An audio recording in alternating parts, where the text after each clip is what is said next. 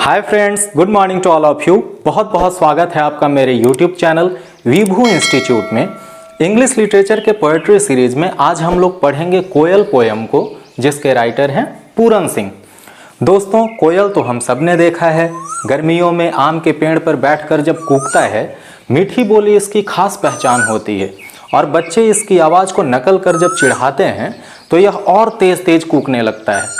ऐसा क्यों होता है कि बाकी पंछी चिढ़ाने पर नहीं चिढ़ते, पर कोयल दुगने गति और दुगने आवाज़ से गाने लगता है। पोएट को भी जिज्ञासा होती है और वह खुद ही कोयल से सवाल पूछता है और अपनी जिज्ञासा शांत करने की चेष्टा करता है। लेखक के कौन कौन से सवाल हैं, कोयल उनका क्या रिप्लाई देती है, हम लोग पोयम को पढ़कर समझेंगे। पोयम शुरू करने से पहले हम लोग राइटर के बारे में जान लेते हैं, फिर पोयम में जितने भी डिफ़िकल्ट वर्ड्स हैं उनके मीनिंग्स को भी देखेंगे। तो मेरा भरपूर प्रयास यह होगा कि इस पोयम को बहुत ही अच्छे से समझा पाऊँ, पोयम के भाव को, सेंट्रल थीम को बता पाऊँ, लेखक के साथ साथ आपकी जिज्ञासा को भी शांत कर पाऊँ। तो आप बस मुझे ध्यान से सुनते रहें और आनंद लेते रहें। चलिए दोस्तों, बिना समय गंवाए अब पोयम की ओर बढ़ते हैं और इंट्रोडक्शन ऑफ पोएट से पोयम की शुरुआत करते हैं। The poem Koel is written by Puran Singh. Puran Singh ji का जन्म 17 फरवरी 1881 को अबोटाबाद, जो कि अब पाकिस्तान में है, वहाँ हुआ था। वह साइंटिस्ट होने के साथ साथ पंजाबी पोएट भी थे। वे बौद्ध और सिख दोनों धर्मों के प्रभाव में आए और बहुत सारी भाषाएं सीखीं, जैसे English, Punjabi, Persian, Hindi, German इत्यादि। As a poet he was a lover of nature and beauty and wrote beautiful and tender poetry both in English and Punjabi। और 31 मार्च 1931 को 50 वर्ष की आयु में उनकी मृत्यु हो गई। His some notable works are in English The Spinning Wheel 1921 में पब्लिश हुई थी, Unstrung Beats 1923 में, Oriental Poetry 1926 में, The Book of 10 Masters, the spirit born people, Swami Ram, ये सब इनका कुछ मास्टरपीस है जो कि इंग्लिश लैंग्वेज में है। पंजाबी में इन्होंने लिखा है खुले मैदान, खुले घुंड 1923 में पब्लिश हुई थी, खुले लेख 1929 में आई थी, खुले आसमानी रंग ये 1927 में आई थी। अब इस पोएम के डिफ़िकल्ट वर्ड और उनके मीनिंग्स को देख लेते हैं। चार का मतलब होता है आंशिक रूप से जलना। कंसील्ड का मतलब होता है किसी भी चीज को गुप्त रखना, छिपाना, टू कीप सीक्रेट और टू हाइड। स्ट्रेंस का मतलब होता है खिंचाव। आप लोग सुने होंगे मसल स्ट्रेंस। यहाँ पे स्ट्रेंस का मतलब क्या है? मेलानकोलियस मेलोडी। कहने का मतलब है कि कोयल जब अकेलेपन में कूकता है, गाता है, तो उसके गीत में एक दर्द होता है, एक वेदना छिपी हुई होती है। इसलिए यहाँ पे स्ट्रेंस का मतलब क्या हो जाएगा? गीत में छुपी हुई वेदना या पीड़ा। काइंडलिंग का मतलब होता है टू सेट ऑन फायर, मतलब सुलगते रहना, किसी भी चीज को आहिस्ता आहिस्ता जलाते रहना। दाई ये आर्काइक वर्ड है, इसका मतलब होता है योर। आर्ट ये भी आर्काइक वर्ड है, जो कि मॉडर्न इंग्लिश में हम लोग योर, आर, यू के बारे में पढ़ते हैं, लेकिन जितना भी प्री इंग्लिश है वहाँ पे दाई का मतलब योर, आर्ट का मतलब आर और दो का मतलब यू होता है। पिच का मतलब होता है तारत्व, यानी कि द फ्रीक्वेंसी ऑफ साउंड, जिसे हम नोट भी कहते हैं। हाई नोट होता है वुमेन, महिलाओं का, और लो नोट होता है पुरुषों का। Now let us begin the poem. मैं word to word, line by line explain करता चलूँगा, जितने भी स्टैंजाज हैं उनको एनालाइज करता चलूँगा। आपको बस ध्यान से सुनना है। Koel, what lightning fell, what singed thy wings, what keeps thee fresh, yet charred, concealed in the mango leaves, thou singest, thy high-pitched strains wake in my soul a thousand memories. In these lines, the poet describes about the bird कोयल। इन पंक्तियों में लेखक ने कोयल के बारे में बताया है कि कोयल जब कूकता है तो कानों को ऐसा लगता है जैसे कोई लय में तल्लीन एक मधुर सुर छेड़ा है। जिसका राग और धुन बहुत ही मनमोहक है, बहुत ही आकर्षक है। गर्मी के दिनों में जब हम पसीने से लथपथ होते हैं, परेशान होते हैं, एकदम बेचैन रहते हैं, लेकिन आम की बगिया में जब काला कोयल कूकता है तो ऐसा मालूम पड़ता है जैसे हमारे दिल और दिमाग को कितना सुकून मिल गया है। जैसे मटके का शीतल जल पीकर जिस तृप्ति का एहसास होता है, जैसे गर्मी में ठंडी हवा हमें तरोताज़ा कर रही हो। आप लोग भी देखे होंगे, बच्चे भी कू कू कर कोयल को चिढ़ाते हैं, और आप जितना ज़्यादा चिढ़ाइएगा कोयल को, कोयल उतना ही तेज आवाज़ में कूकना शुरू कर देता है। उसके स्वर में एक अद्भुत मिठास होता है जो सबको आकर्षित करता है। हम बरबस ही उस पंछी की कूक की मीठी तान पर प्रफुल्लित हो उठते हैं। कोयल, what lightning fail, what singed thy wings, what keeps thee fresh yet charred? The poet wants to say that after being black you are so fresh. काले रंग के होने के बाद भी इतना तरोताजा कैसे दिखते हो? ऐसा लगता है जैसे आकाश से बिजली गिरी और तुम जलकर काले हो गए। तेरे पंखों को क्या हुआ? ये कैसे इतने काले हो गए? इतने काले होने के बाद भी इनमें हीरे जैसी चमक कैसे है? तुम्हें इतना चमकते देख, खुशी में गाते देख, मेरे मन में हजारों यादें जागृत होने लगती हैं। Thy high pitched strains wake in my soul a thousand memories.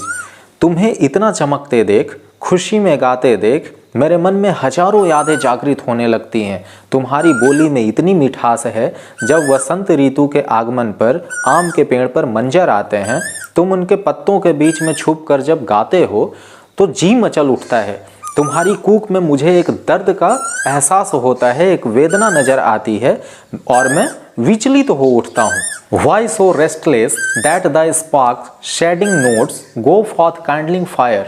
Lo, the roses are on fire which winds and waters catch. The shades of mangoes burn. In these lines, the poet describes about the restlessness of the कोयल। वो पूछता है कोयल से कि तुम इतनी restless कैसे हो? तुम्हारी आवाज़ में इतनी वेदना है, इतनी पीड़ा है, इतना दर्द छिपा है कि गुलाब और भी ज़्यादा सुर्ख लाल हो जाता है, जिन्हें हवा और पानी की ज़रूरत है।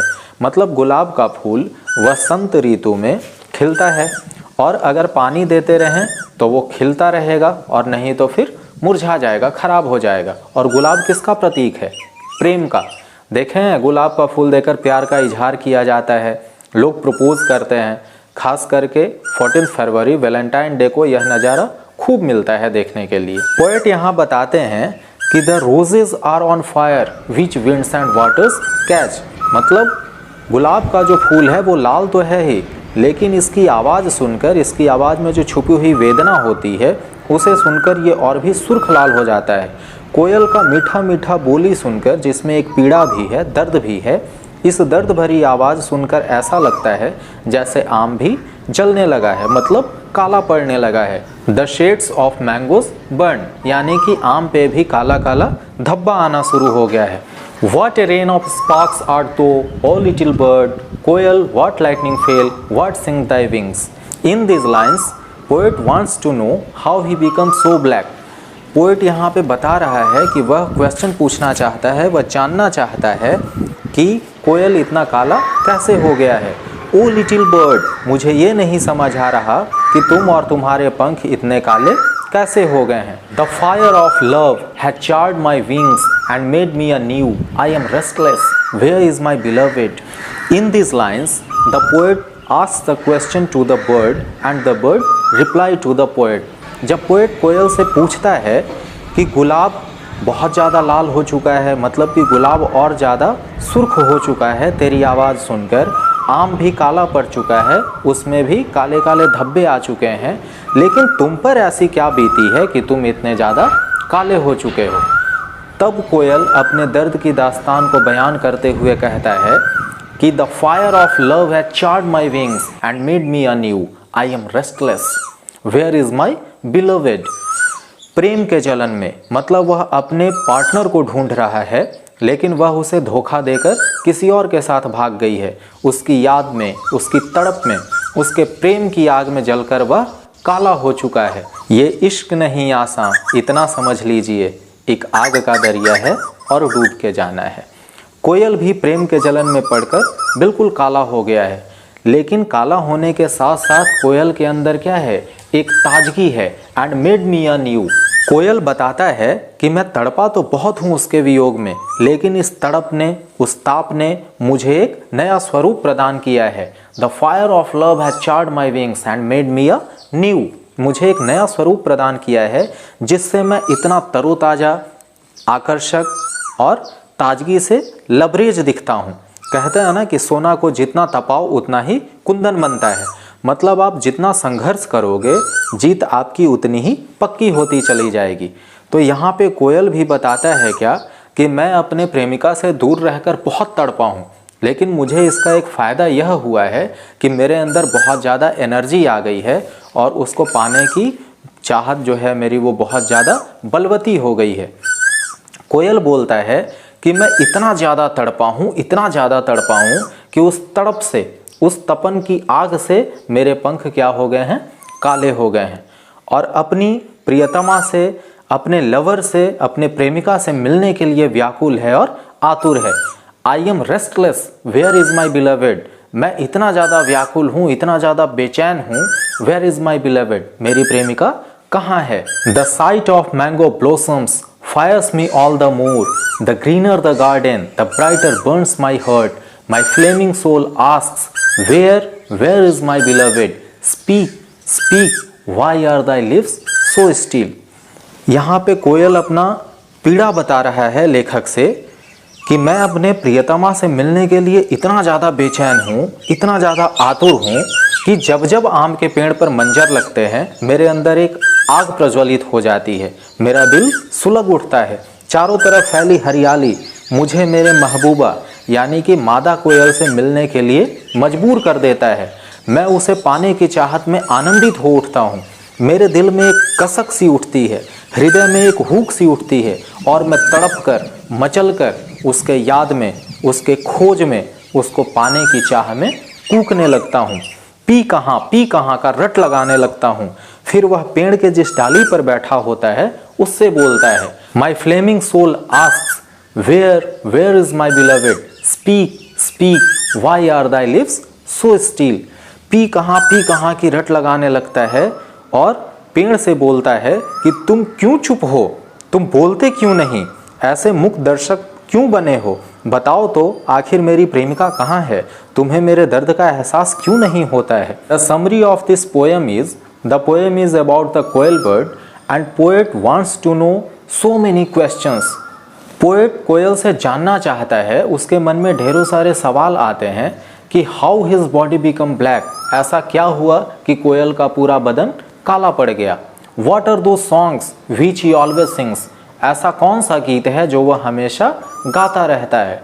What keeps him fresh after being charred, इतना ज़्यादा वियोग में तड़पने के बावजूद, जलने के बावजूद आखिर ऐसा क्या है जो उसको हमेशा फ्रेश रखता है, हमेशा तरोताज़ा रखता है।